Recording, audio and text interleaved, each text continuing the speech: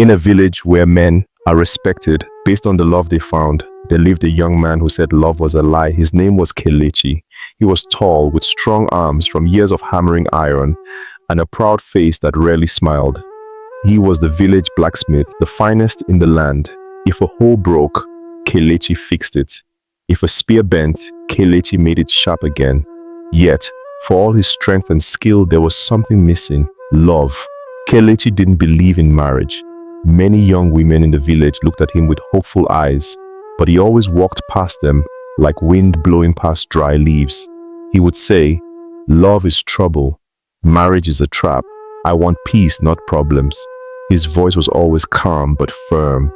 No one dared argue with him. They said, maybe one day he will change. But the days kept passing, and Kelechi's heart stayed locked like a box with no key. His father, Baba Tunde, was growing old.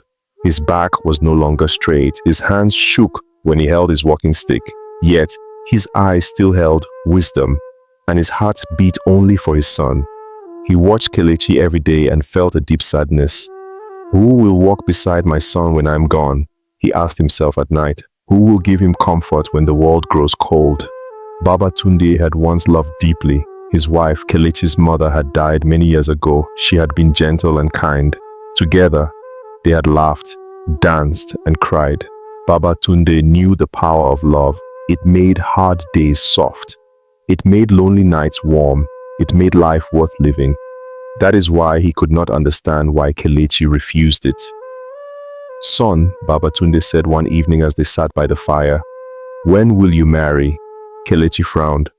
"Why must I marry, father? I have food, I have work, I sleep well at night. Why should I bring a woman into my peace? Because peace without love is like food without salt," Baba Tunde replied. "It fills your belly, but it does not satisfy your soul." Kelechi shook his head. "I have no time for stories. Let others chase love. I will chase freedom." The fire crackled between them. Baba Tunde looked into the flames and said nothing more that night. But in his heart, he made a quiet promise. If his son would not find love on his own, then he, an old man with little strength left, would find it for him. Not with force, not with tricks, but with a plan so strange, it would take the entire village by surprise. Baba Tunde would leave behind his name, his pride, and even his home, all for the chance to soften his son's heart, all for love. Sometimes, the greatest journey starts with broken hope and a bag full of nothing. That was how Baba Tunde felt the night. He lay awake staring at his thatched ceiling. His bones ached, his eyes were tired, but his heart was full of noise. He had watched his only son grow into a strong man, but also into a cold one. And now, every drumbeat from a wedding, every laughter from a young couple cut into him like a sharp knife. "Is this how my line ends?" he whispered into the dark. With silence, with no bride, no children. The wind outside howled, as if answering him with sadness. He turned to look at the old chest in the corner of his room. It was covered in dust and spider webs. That chest had not been opened in years. Inside it were pieces of his past. Clothes he wore when he was a traveler, a small flute, a walking stick carved with his late wife's name, and below all of that, a torn, brown robe. That robe had once saved his life when he was young and poor. He had worn it through forests, across rivers, and into towns where no one knew him. Now, many years later, it would serve a new purpose. "I will become what my son looks down on," Baba Tunde said with a sad smile. "I will wear the dust of the earth. I will walk with cracked feet. I will beg, not for food, but for a woman who carries light in her heart, a woman worthy of my son. He may not look for love, but I will find it for him." The next morning, before the rooster crowed, Baba Tunde rose from bed and lit a small oil lamp. He opened the chest and slowly pulled out the brown robe. It smelled like thyme. He folded it carefully and placed it in a sack along with a piece of yam, a gourd of water, and his walking stick. He took a small piece of charcoal and wrote a note for Kelechi. "My son, I have gone to find something the world cannot give you. Do not worry, take care of the house. I will return when the wind brings my name back to you." He placed the note on the table beside Kelechi's hammer. Then, without a sound, he stepped into the early morning mist. No one saw him leave. No one asked questions. Baba Tunde became one with the road, an old man, bent but not broken, walking toward a future his son could not imagine. The village of Umoko was far away. It would take many days of walking, but Baba Tunde did not feel tired. Each step he took was filled with purpose. Each mile was a prayer for his son.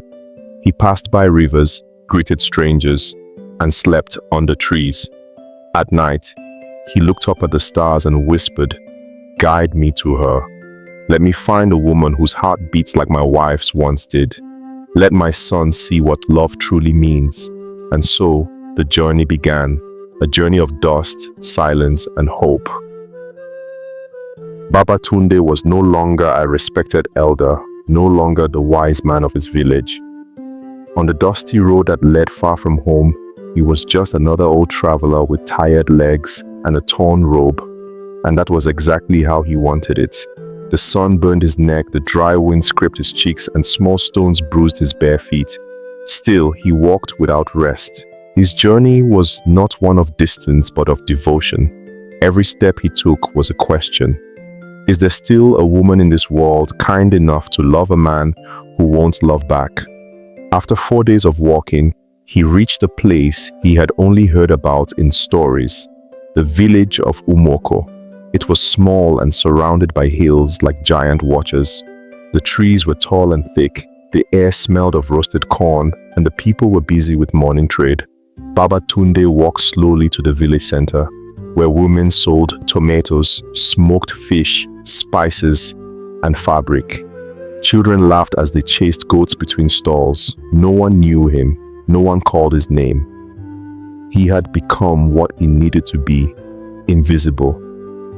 He sat quietly near the edge of the market, by a termite-eaten bench under a pawpaw tree. With a dry throat and shaking hands, he stretched out his arm and whispered, "Please, some food, anything." At first, people walked past. Some turned their eyes away. One boy laughed and threw a mango peel at him. "Dirty old beggar," someone mumbled. Baba Tunde said nothing. He lowered his head and waited. Then a voice like calm water reached his ears. "Here, Papa, take this." He looked up slowly. A young woman stood before him. She was holding a wooden bowl with warm yam pieces and red palm oil. Her eyes were kind, her smile gentle. Her hair was wrapped in a faded scarf, and her wrapper was plain but clean. She knelt down and placed the food in his hand with care. "You remind me of my grandfather," she said softly. "You shouldn't be here all alone. Where is your family?"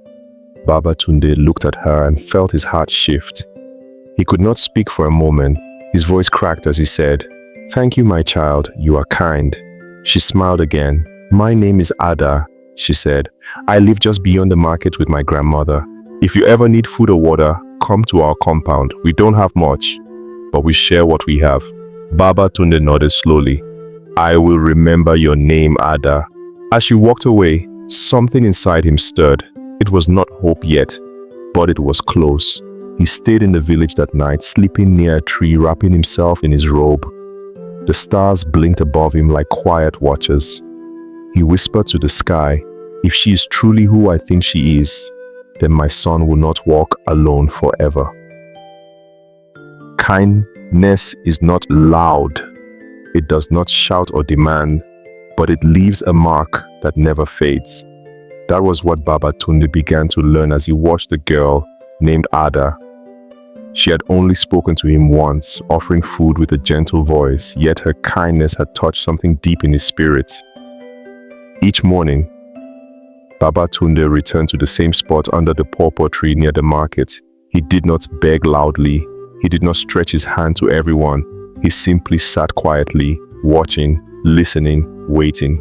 Many still passed him by, Some threw small coins. Others still looked at him with pity or disgust. But not Ada. She returned every morning with something in her hands. One day, it was warm roasted plantains. Another day, it was a calabash of water mixed with ginger. Sometimes it was a piece of boiled yam wrapped in leaves. She always knelt when giving it. She never looked down on him. Her face held no pride. "Are you sleeping well, Papa?" she asked one morning. Baba Tunde nodded slowly. "The earth is a hard bed, but the stars above make it soft."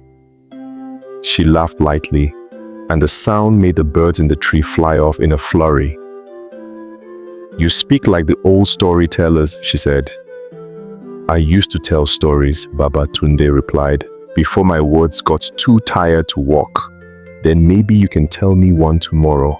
Ada smiled and walked away, the hem of her wrapper brushing gently over the sand. That night, Baba Tunde did not sleep well, not because he was uncomfortable, but because his mind was alive. He kept thinking about Ada, not her beauty, though she was surely lovely, but her heart. She did not ask for thanks. She did not give with expectation. She gave because it was who she was. The next day, as promised, she came and sat beside him under the tree. "Story time," she said. So Baba Tunde told her a tale about a lonely eagle that flew across the desert looking for a home. The eagle found kindness in a place it least expected. Ada listened with wide eyes, resting her chin on her knees. When he finished, she clapped softly. "You have a gift," she said. "No," Baba Tunde replied. "I only have memories." From that day, she began to sit with him longer. Sometimes she would talk about her life. She told him about her grandmother, who was sick but strong in spirit. She spoke of how her parents died when she was young and how the village women helped raise her. She worked at the market, helped at the village school, and sometimes sang at weddings. "You have known pain," Baba Tunde said one day, "yet you give like someone who has known only joy." She smiled and answered, "I give because others gave to me when I had nothing." That answer stayed with Baba Tunde. As the days passed, he watched her more closely. She helped an old blind man across the street. She carried firewood for a pregnant woman. She sat with a crying child and wiped his tears with her wrapper. This was no ordinary girl. This was the kind of woman who carried light without even knowing it. And Baba Tunde whispered to himself that night, "She is the one. I must learn more. For if love is a seed, this girl is rich soil." Baba Tunde had watched Ada for days. He had listened to her words, felt the warmth in her actions, and heard the quiet in her steps. But now, he needed to be sure. He needed to see the woman beyond the kindness. Was her goodness deep or just a surface for the world to see? That morning, Baba Tunde chose to go hungry. He sat in his usual place, near the pawpaw tree, but did not stretch out his hand. He covered his face with his wrapper and leaned into the bench as though tired or sick. He wanted to see. Would Ada come only when called, or would her kindness notice silence too? The market buzzed as always. Women shouted out prices. Children chased chickens. Smoke from roasted corn filled the air. And Ada came as she always did. But she did not see Baba Tunde right away. She walked past the bench, her hands full of fruit. She was headed to the schoolhouse, where she sometimes fed the children before class. Baba Tunde said nothing, but just a few steps past, Ada stopped. She turned. Her eyes scanned the area like someone searching for a lost item. Then she walked back quickly. "Papa," she called gently. Still, he said nothing. Worried, she placed her hand on his shoulder. "Are you sick? Are you hurt?" He slowly lifted his head, pretending to be weak. "Just a little tired today, child." Without a word, she dropped her basket and sat beside him. She took out a calabash of cold pap and placed it in his hands. "You need to eat. You can't be strong if you don't feed your bones." Baba Tunde watched her, and a smile formed on his lips, not because she brought food, but because she noticed. "You were walking away," he whispered. "I was. But when the tree doesn't move in the morning, you know something is wrong with the wind." Her words were strange but beautiful. He nodded slowly. "You are wise." "I listen," she said. "That's how wisdom comes." Later that day, Babatunde followed her from a distance. He watched her fetch water for her grandmother. He saw her give part of her lunch to a child with torn clothes. He even saw her stop a group of boys from teasing a girl with a limp. No one asked her to do these things. No one praised her. She gave when no one clapped. She helped when no one watched. That night, Babatunde sat under the stars with his heart full. He did not sleep. He wrote in his small notebook, "She gives with her soul, not her hands. Her kindness is not a show. This is no longer a test. This is a discovery." He closed the book and looked up at the moon. "Now, I must return home," he said to himself. "I have found a treasure." But one thought still remained. Would his son see what he now saw, or would pride blind him forever? Babatunde had walked far, sat in dust and eaten little.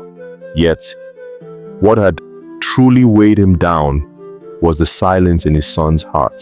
Now, after many days in Umoko, he had found something greater than rest. He had found the answer. He had found Ada. She was the seed of kindness that his son needed, the quiet breeze that could soften even a rock. But Kelechi did not know her. He did not see her. His eyes were still closed. Babatunde knew it was time to return, not with stories, not with commands, but with a quiet invitation. Before leaving, Babatunde returned to the market one last time. He waited under the pawpaw tree, hoping to see Ada again, and just like every other morning, she came. This time, she brought him rice wrapped in leaves and a small clay bead. "It's for your wrist," she said with a shy smile. "It's nothing expensive. I just made it for you." He took the bead with trembling fingers and placed it on his wrist. "Why do you care for an old beggar like me?" he asked softly. "Because everyone deserves to feel seen," she answered. Babatunde nodded, his voice warm but low. "You have given me more than food, Ada. You have given me hope." She looked confused, but he simply blessed her and stood up. "I must go now, but if the wind brings me back, I will look for your smile." Ada tried to ask where he was going, but he had already begun walking. His steps were slow, but his heart was racing. He was no longer a beggar. He was a father with purpose. The journey home was long. His legs ached more now. The road that once felt full of questions now felt full of answers.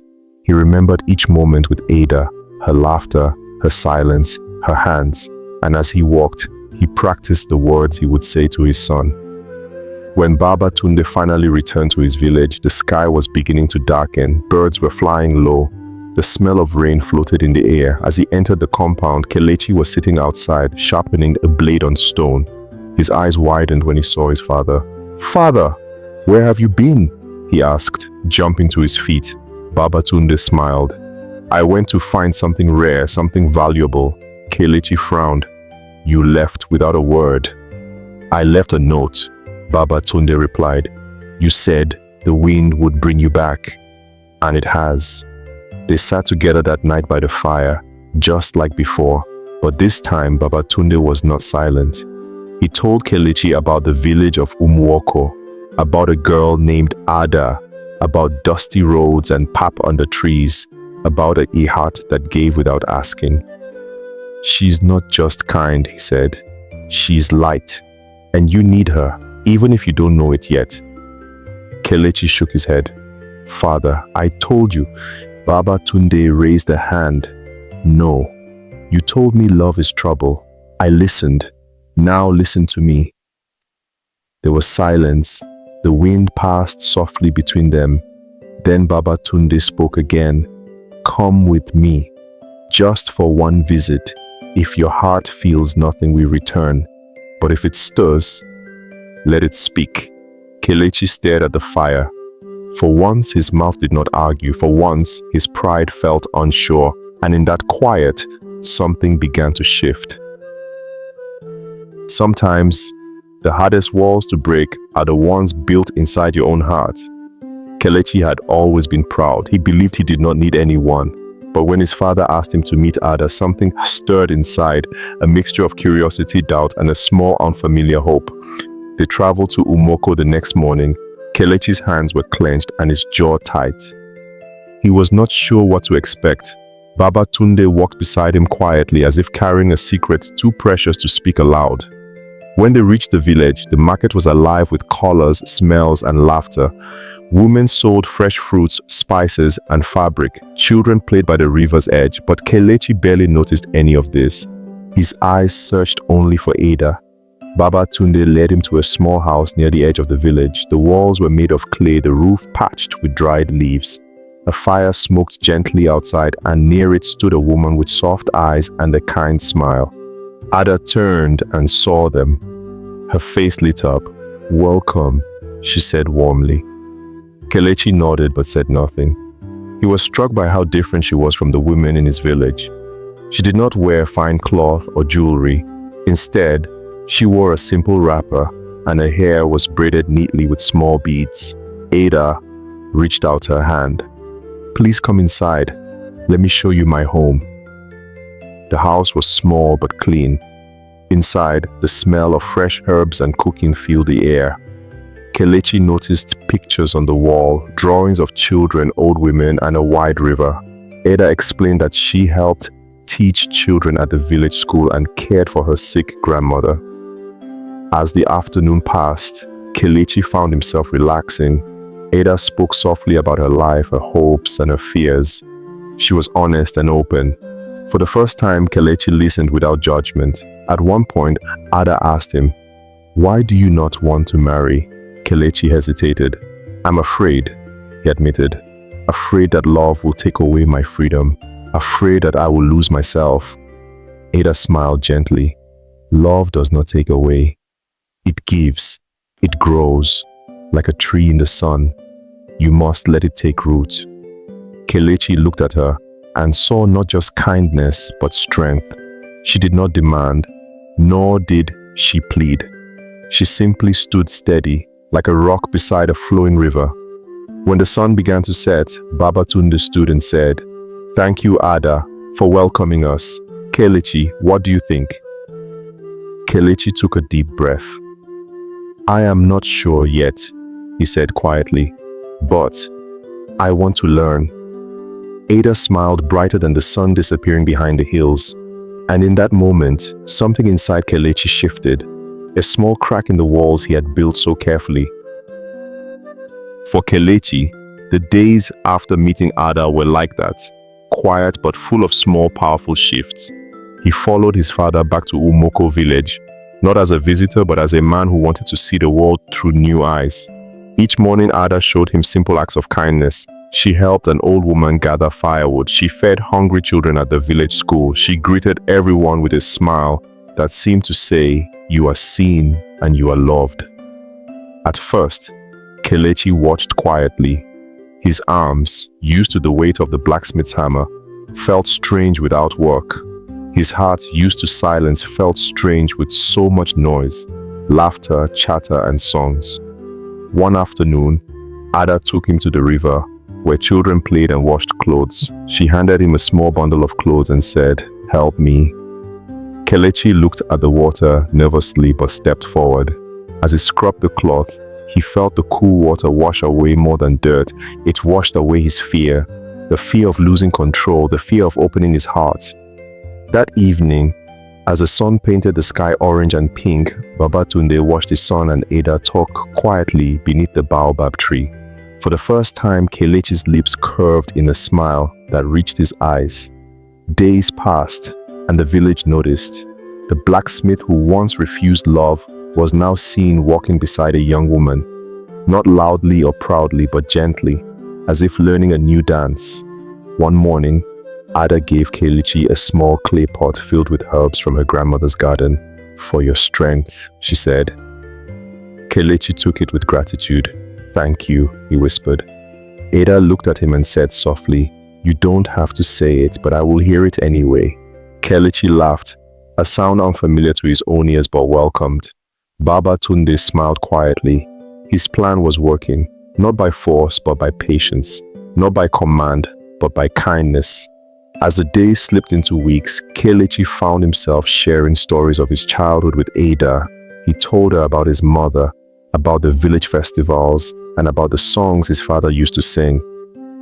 One night, under the wide African sky, Kelechi said to Ada, "I never believed in love before, but now I think I understand." Ada took his hand gently. Love is a journey, not a place. And in that quiet moment, Kelechi's heart whispered back, ready to begin. Kelechi had worn his pride like armor for many years. It had kept him safe from pain, from disappointment, and from love. But now, with Ada by his side, that armor began to crack. One morning, as the sun rose over the hills, Baba Tunde invited Kelechi and Ada to the village square. The elders had gathered, curious about the young man who had finally opened his heart. The villagers watched quietly, waiting to see what the blacksmith would say. Kelechi stood before them, feeling the weight of their eyes. His heart beat loudly in his chest, but he held his head high. "Today," he began, "I am no longer the man who refused to love. I have learned that strength is not only in the hammer, but also in the heart." The crowd murmured, some surprised, some pleased. Ada stood beside him, her smile steady and warm. But pride still lingered. Kelechi knew that accepting love meant more than words. It meant surrendering control, opening vulnerability, and risking hurt. That evening, as they sat by the fire, Kelechi looked into Ada's eyes and said, "I fear that my pride will hurt you. I'm not used to giving my heart." Ada reached for his hand. Love is not a test of pride, but a dance of trust. We learned the steps together. Days passed, and Kelechi tried to shed his old ways. He helped more at the village, spoke kindly to neighbors, and listened with patience. Sometimes he stumbled and retreated into silence, but Ada was always there to guide him back. Baba Tunde watched with quiet joy. His son was changing, not because he was forced, but because he chose to. One night, Baba Tunde took Kelechi aside and said, "My son, love will ask you to be brave, not with swords or shields, but with your heart. Are you ready?" Kelechi nodded slowly. "I think I am, because I see now that love is not a weakness, but the greatest strength." The village celebrated with song and dance. The blacksmith who once refused love had found it, not in force or fear, but in gentle surrender. For Kelechi, the door to his old life, the life without love, was closing slowly. With Ada by his side and his father's wisdom guiding him, he was preparing for a new beginning. The days after his promise to Ada were filled with quiet change. Kelechi spent time learning not only the ways of the heart, but also the traditions of marriage. His father taught him the customs of their people, the gifts to bring, the blessings to ask, and the songs to sing.